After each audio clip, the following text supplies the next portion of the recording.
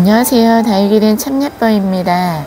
8월 30일 아침 7시 33분 정도 됐고요. 온도는 22.6도고요. 습도는 68%입니다.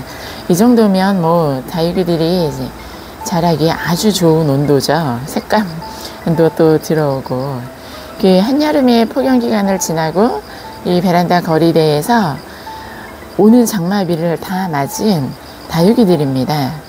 얘는 세 번째 거리대고요. 여기는 두 번째 거리대고요. 저쪽에는 첫 번째 거리대에 멀로들 제가 지금 달구고 있습니다. 아마 제 영상을 계속 챙겨서 보신 분들은요, 제가 그 장마 기간에도 첫 번째, 두 번째, 세 번째, 네 번째 거리대에 있는 다육이들을 계속적으로 노숙했다라는 것을 아실 거예요. 그러니까 얘네들은 이 베란다 거리대에서 비가림막을 한 번도 하지 않았고요. 다육이들이 이렇게 예쁘게 잘 자라고 있습니다. 성장하고 있고요. 그리고 지금은 색깔도 이렇게 들어오고 있습니다. 한여름의 장맛비 또 그리고 뭐 40도에 육박하는 높은 온도 속에도 얘네들은 그대로 다 노출을 했었고요. 그리고 오는 장마비를 다 맞았습니다.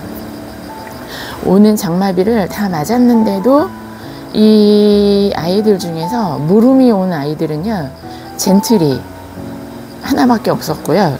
레드콘은 밑에 입장이 한 개, 두 개 정도 살짝 물렀었는데 제가 그 입장을 떼주고 뿌리를 뽑아서 뿌리를 말리고 있습니다. 아직 화분에 옮겨 심지는 않았는데요. 옮겨 심어서 다시 베란다 거리대로 내놓을 예정이고요. 제가 요 베란다 거리대에 얘네들을 여름 내내 노숙을 하면서 걱정 아닌 걱정을 했죠. 물론 노숙하는 다육이들의 다육맘에 다 똑같은 마음일 것 같아요. 얘네들이 폭염에 타버리지 않을까, 또 그 장맛비에 무름이 오지 않을까 라는 걱정을 하셔서 비가림막도 해주고 차광막도 해주시잖아요. 그런데 저는 봄에 얘네들 이 세 번째 거리대에 있는 애들은요, 늦봄에 분갈이 한 애들이에요. 초여름에 분갈이를 한 애들이거든요. 그러니까 뿌리 활착을 완전히 하지 않은 상태에서 이제 여름이 난 애들이죠. 그러니까 초여름에 분갈이를 했기 때문에 얘네가 뿌리에 무리가 갈까 싶어서 장마 기간에는 안쪽으로 들여놨었습니다. 안쪽으로 들여놨는데 너무 못 자라는 거예요. 그래서 얘네들을 다시 이 베란다 거리대로 내놓고 오는 장마비를 다 맞췄습니다. 40도에 육박하는 폭염에 다 그대로 노출을 했었습니다. 차광해주지 않았습니다. 차광할까 하는 마음이 있었는데 안 했습니다. 왜냐하면 제가 이렇게 100% 베란다 거리대에서 장마라든가 폭염에 노출한 적이 없었거든요. 그런데 올해는 나만의 방법을 좀 터득해보고 싶었습니다. 왜냐하면 여기대에 이 베란다 거리대에 거치대를 또 놔야 되고, 그때그때마다 상황에 따라서 비가림막을 설치를 하고 또 차광막을 설치를 하고, 이게 저한테는 너무 번거로운 일이었어요. 왜냐하면 바쁠 때도 있잖아요. 그렇기 때문에 매번 그거를 비가림막 했다가 차광막으로 다시 바꿔줬다가, 이게 저한테는 굉장히 이렇게 에너지 소모되는 일이었기 때문에 테스트를 한번 해보고 싶었고, 나만의 방법으로 다육이를 키워보자 라는 생각이 들어서 차광막, 비가림막 안 해주고요, 장맛비에 폭염에 그대로 다 노출을 했던 다육이들입니다. 그리고 초여름에 늦봄에 분갈이를 했던 세 번째 거리대의 다육이들입니다. 그런데 어제 오늘 제가 얘네를 이제 살펴보면서 좀 신기한 부분들, 기분 좋은 부분들, 내가 이렇게 노숙을 하고 생노숙을 하고 폭염이라든가 장마비에 생노출을 한 것이 헛것이 아니었구나 라는 생각이 들어서 이렇게 영상을 또 촬영을 해봅니다. 얘네는 늦봄에 분갈이를 했기 때문에 뿌리가 활착이 되지 않은 애들이었어요. 뿌리가 활착이 되지 않은 애들을 여기다 내놓다 보니까 저도 걱정 아닌 걱정을 했죠. 못 자랄까봐, 또 그 무름에 갈까봐. 근데 아까 그 젠트리 외에는 무름을 간 애들이 없었고요. 레드콘 물은 입장 한두 개 정도 따져온 거 외에는 물음 때문에 간 애들이 없습니다. 그대로 이 아이들 다 이대로 건강하게 지금 잘 자라고 있고요. 물론 여름에 얘네가 입장이 길어졌던 거 사실입니다. 여름에 그리고 뜨거운 폭염 속에서는 이렇게 화상을 입었죠. 얘네들이.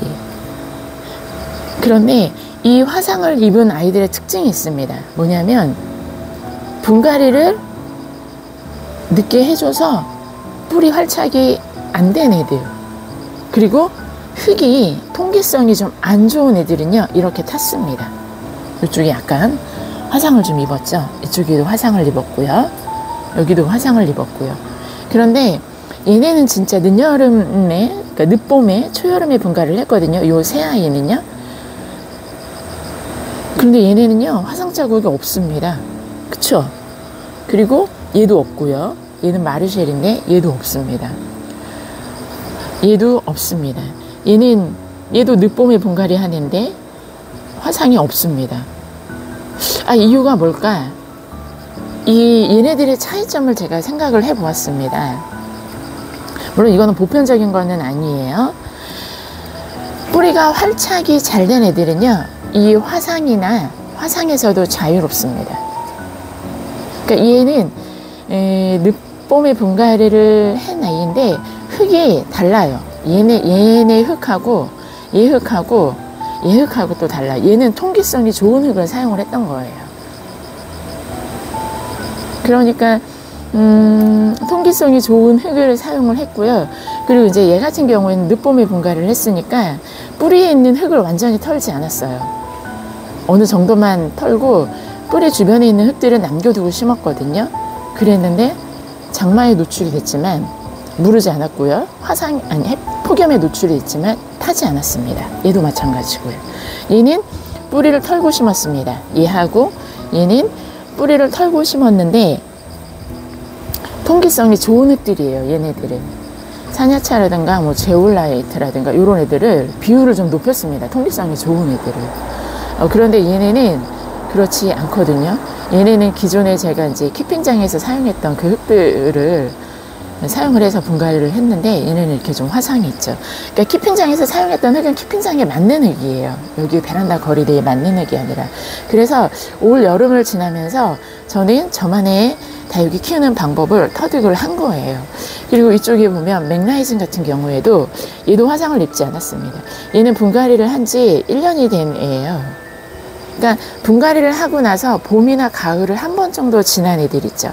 그런 애들은 베란다 거리대에 노출을 해도 폭염이나 장마에선 자유롭다는 거죠. 대신 웃자랄 수 있습니다. 그런데 지금처럼 기온이 또 떨어지니까 이렇게 애들이 다시 짧아지기 시작하고 있고요. 얘는 지금 홍포도인데 얘도 지금 화상을 입었죠. 그래서 제가 내린 결론은요. 베란다 거리대에서 장마나 폭염에 자유로우려면 일단 분갈이 한 지 봄이나 가을을 한 번 정도 지나서 뿌리가 활착이 된 애들, 그 아이들은 여름에 폭염이나 장마에서 좀 더 자유롭다.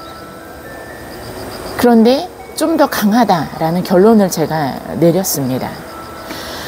제 미나돈 색감 정말 너무 예쁘게 들어오고 있죠. 여름 내 베란다 거리대에서 오는 장마비, 오는 뜨거운 폭염 다 맞고 견딘 다육이들입니다. 이 두 번째 거리대에 있는 이 다육이들은요, 탄 다육이들이 그렇게 화상 자국이 심한 다육이들은 없죠. 이유가 뭘까 생각을 했는데 얘네는 봄이나 가을을 한번 지나서 뿌리가 활착이 된 다육이들이에요.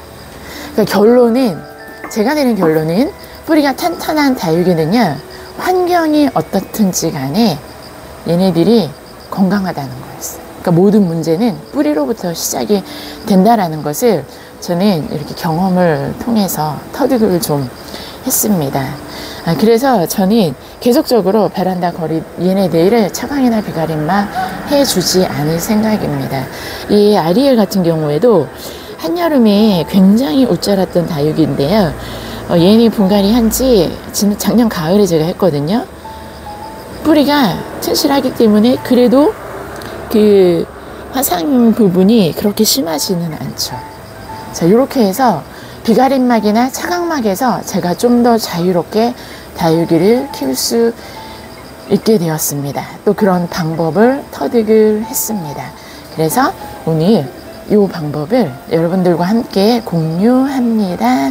여러분 날마다 행복한 하루하루 되세요.